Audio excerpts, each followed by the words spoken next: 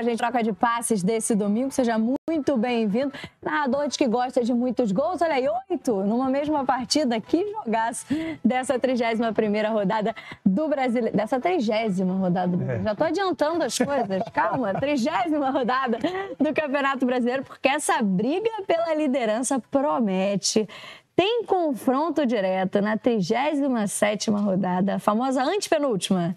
A gente vai ter, da 36ª, perdão, que é a famosa antepenúltima rodada, a 36ª, a gente tem um confronto entre Botafogo e Palmeiras neste Brasileirão. Agora, 30ª rodada encerrada, 1 ponto separa o líder Botafogo do Palmeiras, que a gente já está vendo aí na tabela de classificação, correndo atrás, piscando no retrovisor, como disse o Eric Faria, ó, piscando o farol para o Botafogo ali na liderança. Essa briga promete muito, principalmente porque o Botafogo, ó, meio de semana, vai estar pensando em Libertadores.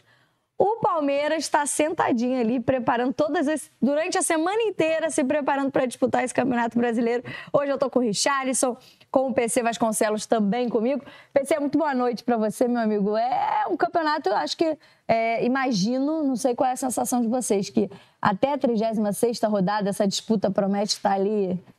Quem sabe a gente tem um confronto direto de fato?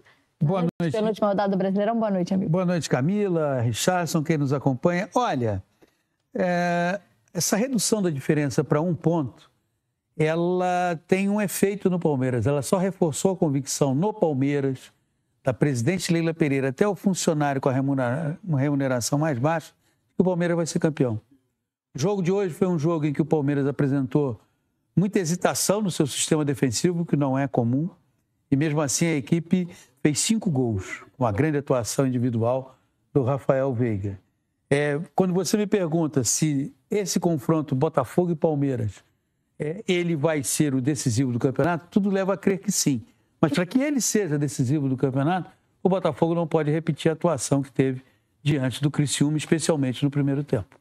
E o Botafogo empatou o seu jogo, conseguiu fazer um gol no finalzinho da partida, o Criciúma 1 minuto depois empatou e acabou somando só 1 ponto, reduziu a diferença que era de 4 pontos até o início dessa rodada, para essa diferença agora de 1 para 3 pontos, perdão, era a diferença anterior, agora 1 pontinho por conta do empate da vitória do Palmeiras, que a gente estava assistindo ali boa parte do jogo juntos, né, Richard? Você falou assim, acho que todo mundo em casa deve ter tido a mesma sensação. Que jogo maluco! Acho que é a expressão que todo mundo usa quando a gente tem tantos gols. E às vezes, como a gente viu ali, né, no segundo tempo, por exemplo, a diferença de 1 minuto entre um gol de um time e do outro, e depois o Palmeiras sacramentando com o 5º gol. Mas um jogo de muitos gols, parecia muito aberto. E os dois times buscando ali o resultado o tempo inteiro, né, amigo? Boa noite. Boa noite, Camila, PC, a todos que nos assistem. Mas tem uma diferença. Se tem um time no futebol brasileiro que entende sobre Campeonato Brasileiro, é o Palmeiras. É o time que mais entende. Não é à toa que é bicampeão, né? Foi campeão e bicampeão consecutivo. E a partir do momento que o Palmeiras sai das Copas, ele fica só prestando atenção naquilo que é mais importante para ele na temporada. Com um treinador que entende de elenco, com um elenco que sabe do que quer, porque aí não tem mais nenhuma outra possibilidade, então fica só com a possibilidade do Campeonato Brasileiro, sabendo do que precisa para ser campeão. É claro que hoje ainda o Palmeiras não depende só dele. Ou pior, depende só dele. Agora tem depende, um confronto direto na 36ª rodada. Ambos dependem só de si. Tanto o Botafogo depende só de si. Exatamente. Mas é um time que entende. E aí você vê um jogo hoje, e aí o PC ele salienta muito bem, não é um Palmeiras que costuma ser frágil defensivamente. E hoje foi. O Palmeiras sofrer 3 gols dentro de uma partida, na temporada, eu acho que o campeonato levou do Fortaleza no turno. Lá, né? Lá em Fortaleza. Isso. Não, é quase impossível. Mas é uma exceção, não é uma constante. Mas aí você percebe-se que, dentro daquilo que a gente tem como parâmetro para esse time, o mental. Ele toma 3, mas faz 5. E faz 5, entre aspas, sem muita força. Sem precisar aumentar a intensidade, sem precisar fazer um jogo diferente, não. Ele não alopra. Exatamente. Naturalmente, ele faz as coisas acontecerem. E aí, uma noite de um cara que ficou um bom tempo aí meio que desiludido, na reserva, esperando a oportunidade novamente, porque ele perdeu a posição para o Maurício, numa contusão de um parceiro que ninguém gosta, mas naturalmente aconteceu e isso é da profissão. Ele começa a ter as possibilidades de voltar a ser titular e hoje voltou a ser aquele Veiga que todo mundo conhece, que o torcedor do Palmeiras idolatra e decidiu o jogo para o Palmeiras. Então, assim, se você pegar uma profusão de coisas, é o Palmeiras que todo mundo conhece, que oscilou em Copas, mas que dentro do Campeonato Brasileiro é o Palmeiras que é bicampeão consecutivo. Antes de você passar para o Eric e para o Ramon, só uma observação, Camila. Palmeiras é o único time no futebol brasileiro que nada o abala e o que o abala não vem a público. Porque, veja bem, um time com o nível de ambição que o Palmeiras possui, ele é eliminado, num mês só ele foi eliminado pelo Flamengo na Copa do Brasil e pelo Botafogo na Libertadores. Mas o Palmeiras não tem sinais externos de crise. Claro que isso teve um reflexo lá dentro, provocou discussões, análises, tudo isso. Mas o Palmeiras consegue se proteger de maneira tal que aí vem o foco para o Campeonato Brasileiro e é por isso que eu reforço. Ninguém no Palmeiras tem dúvida de que o time vai ser campeão brasileiro.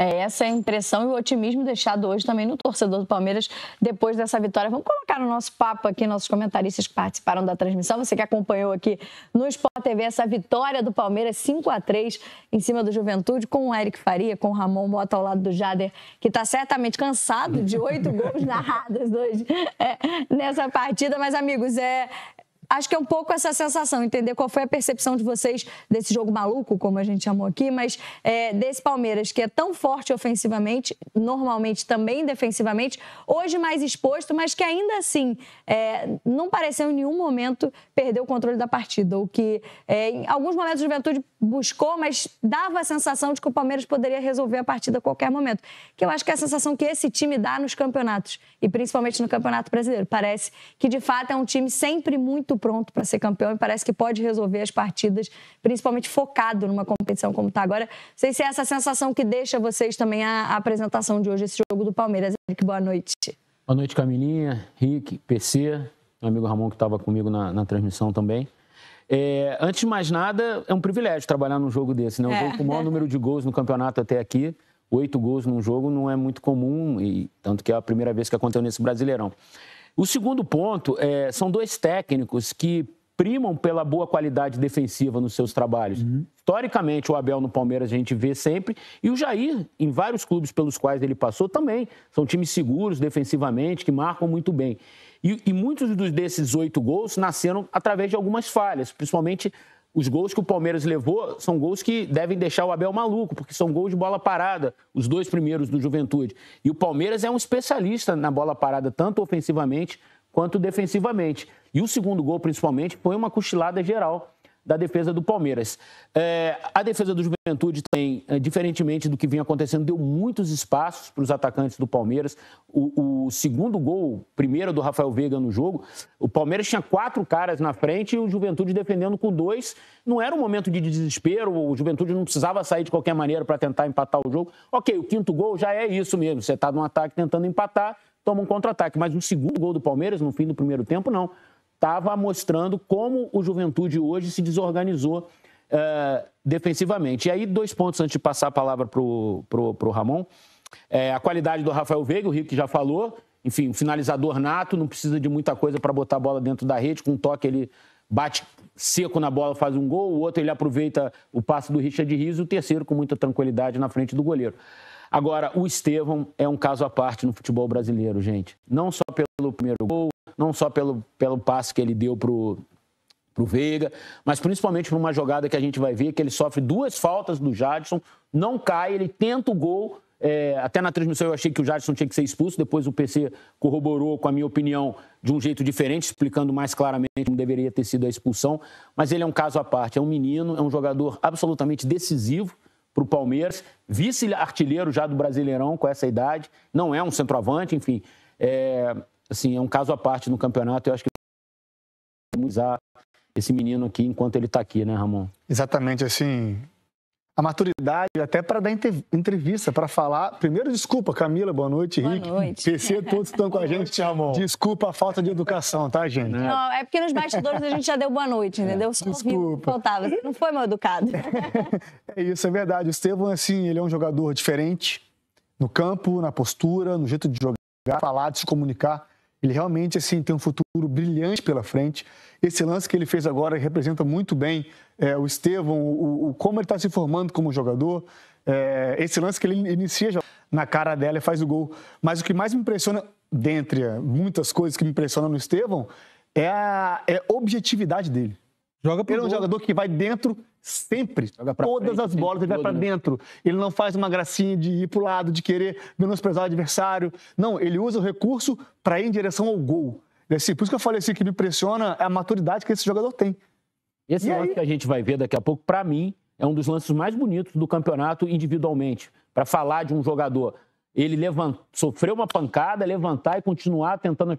Para mim, é lance para você mostrar em divisões de base e até para marmanjo velho aí que tá caindo e rolando e não querendo O Eric, ele, além disso, ele é emblemático porque ele resume qual é o perfil da equipe. Essa equipe quer ser campeã.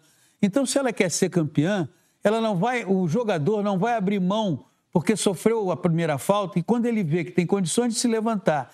Desse time do Palmeiras, né? E no início do programa... Aí começa o quinto gol. E PC falavam a respeito dessa questão de quantidade de gols que o Palmeiras faz nas suas partidas. Já a gente vai ver o lance que eles estão se referindo do Estevão, essa insistência dele, objetividade, como ele é ambicioso e não desiste da jogada pela falta.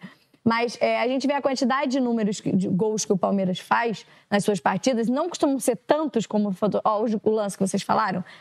Olha... A primeira falta já é forte, ele já podia ter... Olha lá. Ele gira mais uma vez. E ele tenta levantar e gira. Ele em si, aí vai sofrer outra de novo. falta, o cara agarra no pescoço já. Aí não dava para levantar. Aí não tem como, ele vai em direção ao gol. Até o Hulk cai nessa falta aí.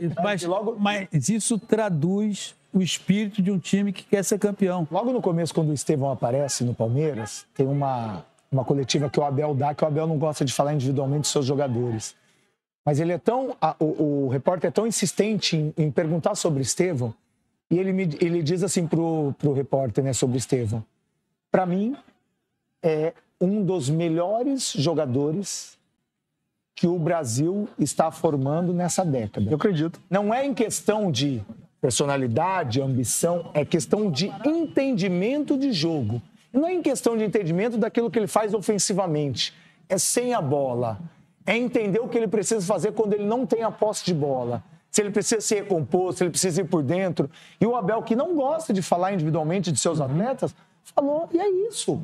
É um cara completo, é um menino que é novo, que consequentemente vai melhorar jogando na promissor, Europa, altamente promissor. vai jogar, vai melhorar, porque vai ter possibilidade de estar numa prateleira melhor, com jogadores melhores, com treinadores com mais capacidade de potencializar aquilo que ainda pode ser potencializado.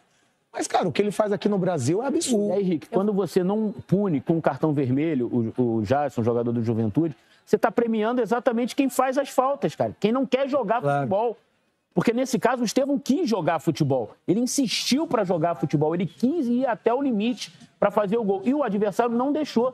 Então, assim, o cartão amarelo saiu barato demais. Parece que vale a pena você parar um jogador como esse fazendo faltas, de escola de arbitragem, para mim, ó, isso é vermelho. Ou 2 amarelos, como o PC vai explicar depois, porque pela primeira falta e pela segunda deveriam ter sido 2 amarelos. Mas isso mostra alguém que quer jogar futebol, que não desiste do objetivo, que é jogar futebol, quer fazer o gol, para alguém que foi só conseguindo parar esse menino na base da falta. Não foi violento, não foi nada. Mas foram 2 faltas para parar o jogo. Isso é antijogo. Isso não é o futebol. E o Estevão quis jogar futebol. Eu falava da quantidade de gols do Palmeiras nas suas partidas, porque queria relacionar justamente com a presença do Estevão em campo, né? Porque hoje, por exemplo, é um jogo que ele voltava como titular, que ele vinha se recuperando de uma lesão, tinha ficado no banco entrando ao longo das partidas e hoje ele retoma a sua posição no time como titular. E a gente fala disso ao longo do campeonato inteiro, porque naturalmente, pela qualidade que a gente acabou de discutir aqui, a gente sabe a diferença que ele faz para os seus times.